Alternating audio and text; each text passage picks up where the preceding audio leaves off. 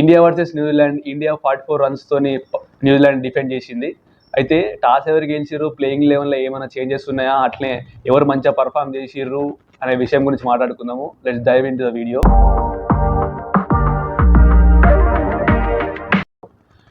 అయితే మీరు ఈ ఛానల్కి ఫస్ట్ టైం వస్తే ప్లీజ్ లైక్ చేయండి, అట్లే సబ్స్క్రైబ్ చేసుకోండి ఇన్ఫర్మేషన్ మంచిగా ఉంటే.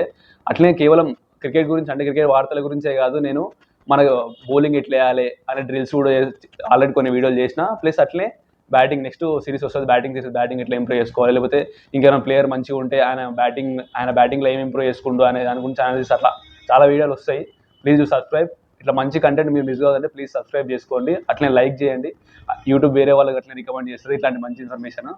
అయితే టాపిక్కి వస్తే, Rohit Sharma 13th time toss ఓడిపోయిండు. ఇది చాలా అంటే నార్మల్ మ్యాచ్లు అన్ని గెలుస్తుంటే బాగానే ఉంటుంది, కానీ మనం మ్యాచ్లో ఓడిపోవడం స్టార్ట్ అవుతుంది అప్పుడు టాస్లో ఇవన్నీ గుర్తొస్తుంది. సరే విషయానికి వస్తే, న్యూజిలాండ్ టాస్ గెలిచి బౌలింగ్ ఎంచుకుంది. నార్మల్గా నేను ఏమనుకున్నా అంటే డ్యూ వస్తుందేమో లాస్ట్లో, అందుకు బ్యాటింగ్ ఎంచుకుందేమో అనుకున్నా, కానీ డ్యూ రాలే, వాళ్ళకే మైనస్ అయిపోయింది బ్యాటింగ్ ఎంచుకోవడం వల్ల. అయితే మన బ్యాటింగ్ విషయానికి వస్తే, రోహిత్ శర్మ కొంచెం మంచి స్టార్ట్ ఇచ్చిండు, 2 4 ఏమో కొట్టిండు. కానీ అంతలోపే గిల్ అవతలేండ్లో అవుట్ అయిపోయిండు. తర్వాత నెక్స్ట్ వచ్చి రోహిత్ శర్మ ఒక కైల్ జాన్సన్ దాంట్లో పుల్ కొట్టడానికి ట్రై చేసి ఆ బాటం దాకడం వల్ల సీదా ఫీల్డర్ సరిపోయింది, అట్లా రోహిత్ శర్మ అవుట్ అయ్యిండు. నెక్స్ట్ వచ్చేసి విరాట్ కోహ్లీ క్యాచ్ అయితే గ్లెన్ ఫిలిప్స్ ఆయనకు just 0.23 seconds 2.6 seconds 3.6 seconds reaction time ఉండే. నార్మల్గా మేము కూడా ఫీల్డింగ్ డ్రిల్స్ చేస్తాము, కాకపోతే ఆ ఫీల్డింగ్ డ్రిల్స్ చేయడం ఒక డైవ్ వేస్తాం, నార్మల్గా డైవ్ వేసే టైంకి హ్యాండ్ ఉంటుందా, ఆ హ్యాండ్ని అంత ఫాస్ట్గా క్లోజ్ చేయడం. నార్మల్ డైవ్ వేస్తాం, చాలా మంది మీరు చూస్తే డైవ్ వేస్తారు, కాకపోతే బాల్ని హోల్డ్ చేసి ఏదో కింద పడో బాల్ని వదిలేస్తారు. కానీ ఫిలిప్స్లో ఉన్న గొప్పతనం ఏంది అంటే, అంత రియాక్షన్ టైం తక్కువ ఉన్నా కానీ ఆ కరెక్ట్ టైంలో ఆ హ్యాండ్ని క్లోజ్ చేయడం. అది యాక్చువల్గా మన ఒక ఏమంటారు న్యాచురల్ టైమింగ్ అంటారు చూసినావా, అది ఫిలిప్స్ న్యాచురల్ టైమింగ్. ఫిలిప్స్ కానీ జడేజా కానీ, నాకు ఎందుకో జడేజా కన్నా ఫిలిప్సే ఇప్పుడు ద బెస్ట్ ఫీల్డర్ అని అంటారేమో అనిపిస్తుంది. న్యూజిలాండ్ ఫీల్డింగ్ చూస్తే మాత్రం ఒక్కొక్కరికి గూస్ బంప్స్ వస్తున్నాయి. ఎందుకు మినిమం ఒక 20 to 30 రన్స్ ఈజీగా సేవ్ చేస్తారు వాళ్ళ ఫీల్డింగ్తోనే, అంత మంచిగా చేస్తారు ఫీల్డింగ్. కేన్ విలియమ్సన్ అసలు పాయింట్లో రియాక్షన్ ఎట్లుంటే చాలా తక్కువ టైంలో రియాక్ట్ కావాలి.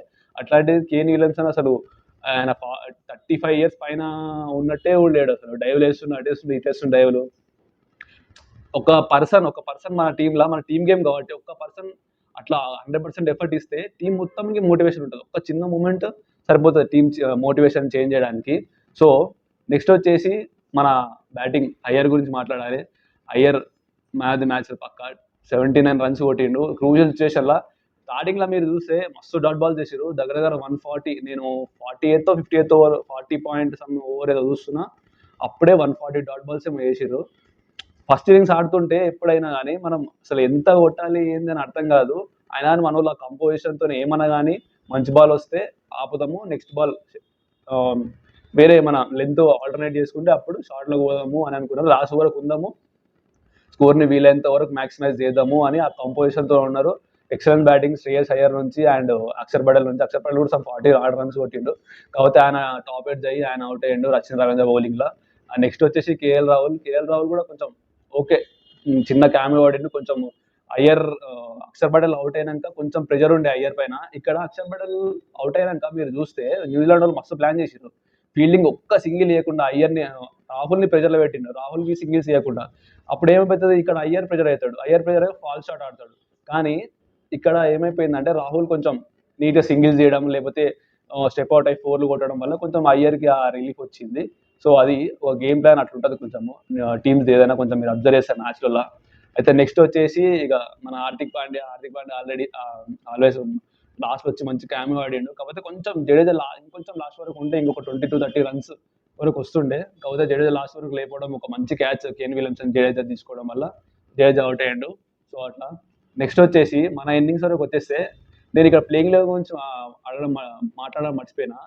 ప్లేయింగ్ లెవెల్ నా ఎంతమంది వీడియో చూస్తే నేను చెప్పిన ఆల్రెడీ, వరుణ్ చక్రవర్తి రావడం వల్ల కొంచెం ప్లస్ పాయింట్ ఉంటుంది. ఎందుకు అంటే బుమ్రా లేకపోవడం వల్ల ఏమవుతుంది, ఇప్పుడు హార్దిక్ పాండ్యా ఓన్లీ సెమీ ఉన్నాడు, వాళ్ళు ఒకసారి వాళ్ళిద్దరిలో ఎవరికో ఒక బ్యాడ్ డే ఉంటుంది, పక్క వాళ్ళ దాంట్లో కొడతారు. ఒక మంచి టీం అంటే నెక్స్ట్ పిచ్ కండిషన్ కొంచెం చేంజ్ అయినప్పుడు, ఓన్లీ స్పిన్నర్స్కి అనుకూలించినప్పుడు కొంచెం ఏమైపోతుంది అంటే సెమీదో లేకపోతే హార్దిక్ పాండ్యాదో ఏదో బ్యాడ్ డే ఉంటుంది. బ్యాడ్ డే ఉన్నప్పుడు వరుణ్ చక్రవర్తి వచ్చి పవర్ ప్లే వేయగలుగుతాడు. ప్లస్ అట్లనే డెత్లు ఎవరిదైనా బాధ మనం యాక్చువల్గా పవర్ ప్లేలో కొంచెం బెటర్ వేస్తున్నాం, కానీ ఇంతవరకు మన మన బౌలింగ్ డెత్లా ఓడిఐలో డెత్లా ఇంకా లాస్ట్ ఓవర్ ఒకవేళ మంచి బ్యాట్స్మెన్ లాస్ట్ ఓవర్ ఉంటే ఏమైతే చూడలేదు, అది పక్కా ఒకసారి మైనస్ అవుతుంది. కాబట్టి అప్పుడు ఎవరైనా రన్స్ ఎక్కువ పోతే వరుణ్ చక్రవర్తిని వేయడం లేకపోతే కుల్దీప్ వేయడం అట్లా ప్లస్ అవుతుంది. వరుణ్ చక్రవర్తి ఆ డెత్ లేసే ఎబిలిటీ ఉంటుంది, ఎందుకంటే ఆయన ఓన్లీ జస్ట్ స్పిన్ అంటే నార్మల్గా ఇన్స్వింగ్ అవుట్ స్వింగ్ వేయడు, ఫ్లిప్పర్స్ వేస్తాడు, కొన్ని ఫాస్ట్ వేస్తాడు, దానివల్ల కొంచెం ఆయనకు అడ్వాంటేజ్ ఉంటుంది. కాబట్టి వరుణ్ చక్రవర్తి ఉంటేనే బెటర్ ప్లేయింగ్ లెవెన్లో. అట్లా నేను ఇంతకుముందు మీరు నా ప్లేయింగ్ లెవెన్ అనాలిసిస్ చూస్తే నేను చెప్పింది వరుణ్ చక్రవర్తిని ఉండాలి, కాకపోతే ఎవరిని చేస్తారో నాకు తెలియదు, కానీ ప్లేయింగ్ లెవెన్ ఆయన ఉంటే బెటర్ అని చెప్పిన.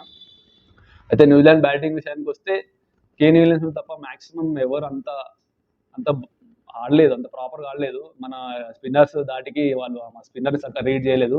కొంచెం ఏంటంటే కొంచెం బిల్లియంగ్ కానీ కొంచెం వాళ్ళు కొంచెం పర్ఫామ్ చేసారు, ఆడికి ఉండడానికి ట్రై చేసిండు. కొంచెం గ్లెన్ ఫిలిప్స్ కొంచెం మధ్యలో ఒక 6 కొట్టిండు.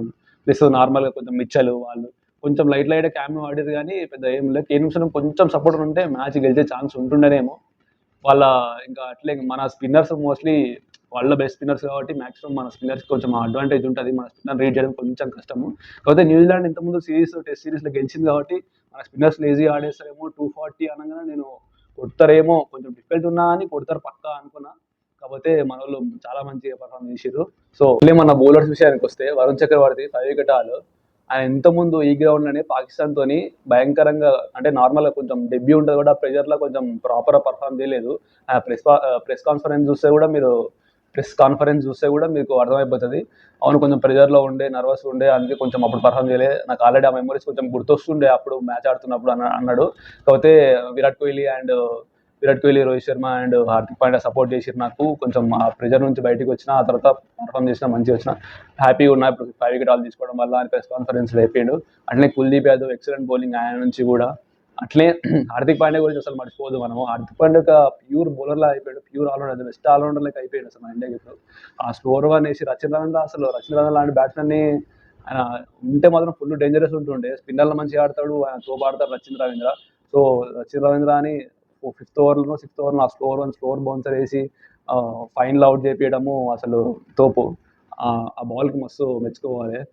యాక్చువల్గా హార్దిక్ పాండ్యా ఇట్లాంటి స్టాక్ బాల్ చాలా వేస్తాడు. మీరు అబ్జర్వ్ చేస్తే ఒకసారి మన ఇంగ్లాండ్తో ఆడుతున్నప్పుడు కూడా ఫిలిప్ సాల్ట్కి ఆయన కొడుతుంటే మెయిన్గా సేమ్ ఆఫ్ సైడ్ బయటికి వేసి పోతే అక్సెప్టబుల్ క్యాచ్ మిస్ చేస్తాడు. ఆ ఓడియాలో ఏదో నాకు ఆ ఓడియా కూడా సెకండ్ ఓడియా అని కూడా ఇంతవరకు అయితే మిస్ చేస్తాడు. సేమ్ అట్లనే వేసి బ్యాట్స్మెన్ మస్తు రూమ్కి అంటే ఇట్లా నార్మల్గా ఆఫ్ సైడ్ ఉన్నప్పుడు అంత పవర్ఫుల్గా కొట్టలేము, దట్టు బౌన్సర్లో అంత పవర్ఫుల్గా కొట్టలేము. కాబట్టి ఆ టెక్నిక్ మంచిగా ఉంటుంది హార్దిక్ పాండ్యా దగ్గర. మీద అయితే మంచిగా పర్ఫామ్ చేశారు హార్దిక్ పాండ్యా అండ్ వరుణ్ చక్రవర్తికి. ఈ హార్దిక్ పాండ్యా అండ్ వరుణ్ చక్రవర్తికి క్రెడిట్ ఇవ్వాలి ఈ బౌలింగ్ పర్ఫార్మెన్స్కి మెయిన్గా. అట్లనే జడేజా ఆల్వేస్ ఆయన ఎప్పుడైనా కన్సిస్టెంట్ చేస్తాడు, తక్కువ రన్లు ఇస్తాడు. అట్లే ఓవరాల్ మన కాంబినేషన్ ఇప్పుడు బాగుంది. నెక్స్ట్ ఆస్ట్రేలియాతో ఎట్లుంటుందో ప్లేయింగ్ లెవెన్ చూడాలి. మీరు ఒకసారి కింద కామెంట్ చేయండి అసలు మన ప్లేయింగ్ లెవెన్ నెక్స్ట్ మ్యాచ్కి ఎట్లుండాలి. ఎందుకంటే అసలు స్పిన్నర్స్ కూడా మంచిగా ఆడతారు, కాకపోతే కొంచెం ఇన్ఎక్స్పీరియన్స్ ఉంది. మెయిన్గా మ్యాక్స్వెల్ హెడ్ ఎట్లా ఆడతారో చూడాలి ఒకసారి. నెక్స్ట్ దానిపైన కూడా ఒక వీడియో చేద్దాము. సో అది